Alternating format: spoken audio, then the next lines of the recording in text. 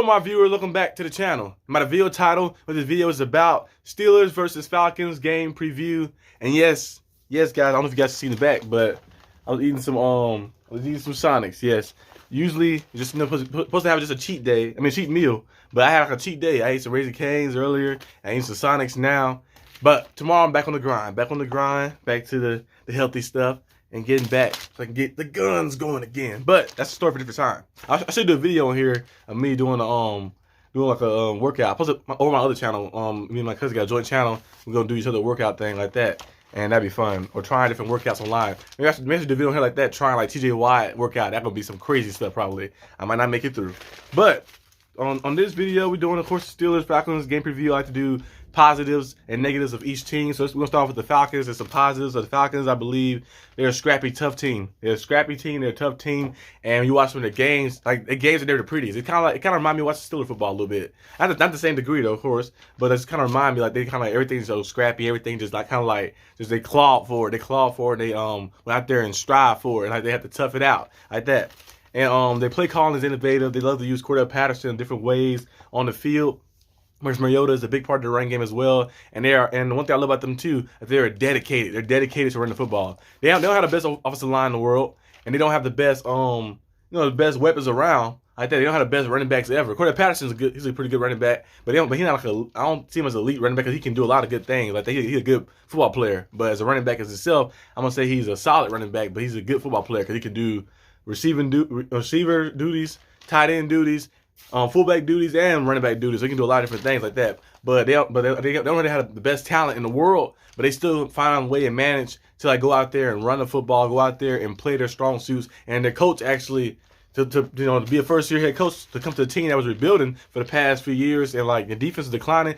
People thought the defense would be declining, but coming into the season, the defense is actually not that bad. The defense is pretty solid. And coming into the season, you had Marcus Mariota. You thought he was going to be a bridge quarterback. He might be a bridge quarterback probably like that, but he actually is not playing that bad. If you look at his numbers and you look at some of the games like that, he's not playing too bad. Now that interception of the last game, I know was a costly one, got tipped up though like that, but I thought the Falcons, that was more of a play call. They should have ran the football and maybe at the goal line, but Kendall Fuller made a big-time play. Big-time play, got tipped up in the air by Payne, and Kendall Fuller slid in with a big-time play and just got it in there like that. But the Falcons, they're probably looking to bounce back. They at home this game, so our Steelers coming on the road. But those are some positive things I think about the Falcons. Some negative things, of course, is Marcus Mariota. He's a positive and a negative, because I think he's positive because he can bring some versatility to your run game and like be an extra concept to add to like the play calling. And also he's a good leader.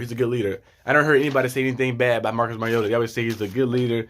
He's a guy who you want to play for and run to the wall for. You see a lot of his former teammates, they always talk about him and raving about him because he's an amazing person. But he is limited in the passing attack, and we've seen him like be able to push the ball down the field. He might have some shots here and there, but being able to push the ball down the field consistently, he's limited like that. So that's a negative for them. Another negative for them is them blowing leads. They've been a reoccurring thing, kind of like a meme. People have been saying about them, but it's actually been happening like legitimately, because ever since that Super Bowl, they blew a 28-3 lead. They've been blowing a lot of leads. This season, they could easily be at 7 wins this season. You watch some of the games they had, they could easily be at 7 wins. It's some games out there now. That Falcons and Buccaneers game, the Buccaneers kind of got away with that little fake roughing the passer call they called for Brady and them. That's a little questionable. If the Falcons got the ball back, you never know what could happen. But some of the games, like you look at, like throughout the season, the first game of the season against the Saints, they could have won that game. They should have won that game. It was up by 14 or 20. It was up 20 to 7. So they were up like a good amount of points, and they blew the lead. And there's other games like down the line blowing leads. They can just manage the lead. They'd probably be at 7 wins right now. 7 wins for sure, and at the top of the division. But luckily, they only won. Well, I think the Buccaneers are 5-6 or 6-6. They 5-6 or 6-6. And the Falcons are 5-7, so they really just they're right behind them. They're right behind them like that, so they still have a chance. They play them again too, so maybe they have a chance of that. Now, some things on the positive about the Steelers. One thing I love about our Steelers been doing is running the football. They're getting back to their old formula. You see what happened when you run the football? We're 2-1 over the bye week, and we have ran the ball well since the bye week. We rushed for 200+ yards that first game. We rushed for 100-something in the second game. We lost to the Bengals, but we still managed to put some points up. And then that third game, We rushed for, what was it, 172 yards.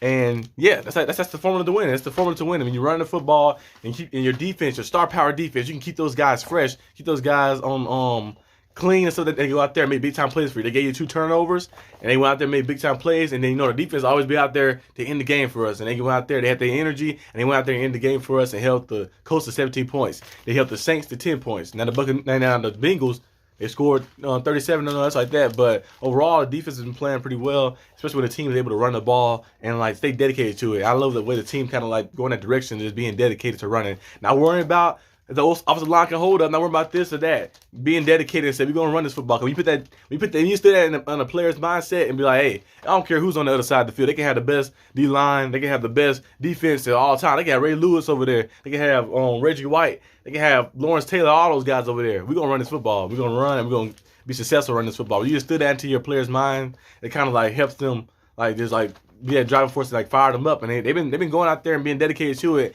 and putting effort into that running game like that. And they've been working. Another thing too is Kenny. I'm gonna say Kenny Omega. I'm thinking of wrestling. Kenny Pickett. Improvement.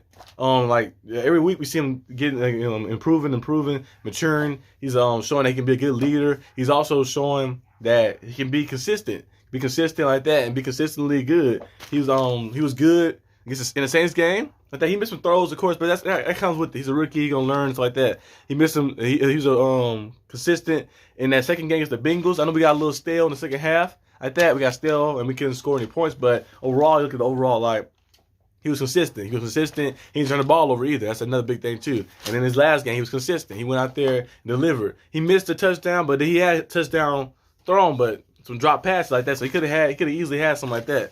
But Kenny Pickett had been going out there and been showing maturity. And him and George Pickens, KP to GP on the connection, that's gonna be a big time connection. Those guys are in sync. They said Johnson has been a little more involved in offense too, but I just wish he would stop running backwards when he catch the ball. But the team been doing pretty good, and defense been productive because the offense been able to stay on the field and run the football, and the defense been out there like you have your defense out there like when they especially all them playmakers you got in the team can just go out there and be in different spots and then go out there. They can make plays for you, to get 2 turnovers for you, and get turnovers and make plays for you like that. So actually, it was great to see. Now negatives of the Steelers is the always the stale quarter. We can never see a full complete game.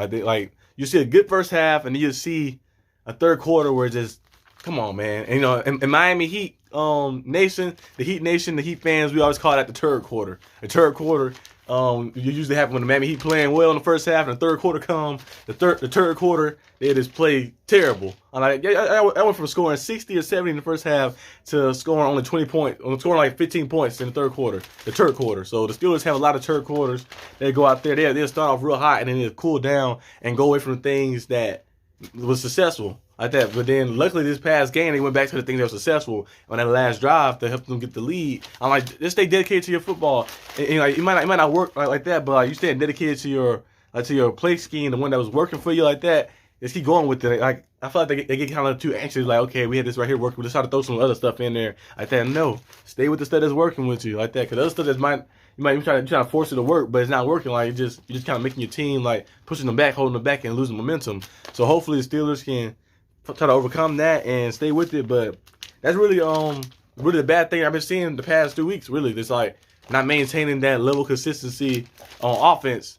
Fully like that, and like you start off hot in the first half, and then you might have one good drive in the second half. I like that. You need to continue that. Yeah, I ain't saying you got to score 35 points a game like that, but you could be scoring 30. It's some games you really could have scored. You scored 30 against the Bengals, but that was someone that was in garbage time. But the Saints game, you could have put up 30.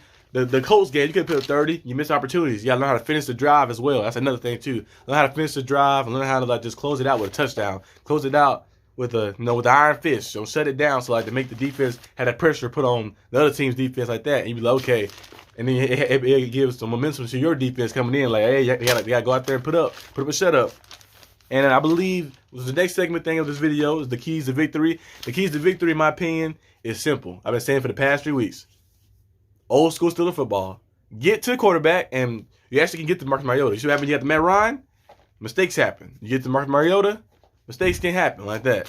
And especially now elite quarterbacks is kind of difficult. They can, like Joe Burrow, you see what Joe Burrow did. He can overcome some of that stuff. But quarterbacks, Matt Ryan was elite at one point, but now he's a little older like that. So, and Marcus Mariota, he's a solid quarterback, but he's not elite. like that. So you can get to those guys, and those guys that make mistakes. And they make some mistakes. They'll throw a ball to you. They'll fumble the ball like that. So you get to those guys, you can make them make mistakes. You should be good. And run the football. That's simple. Simple Steeler football.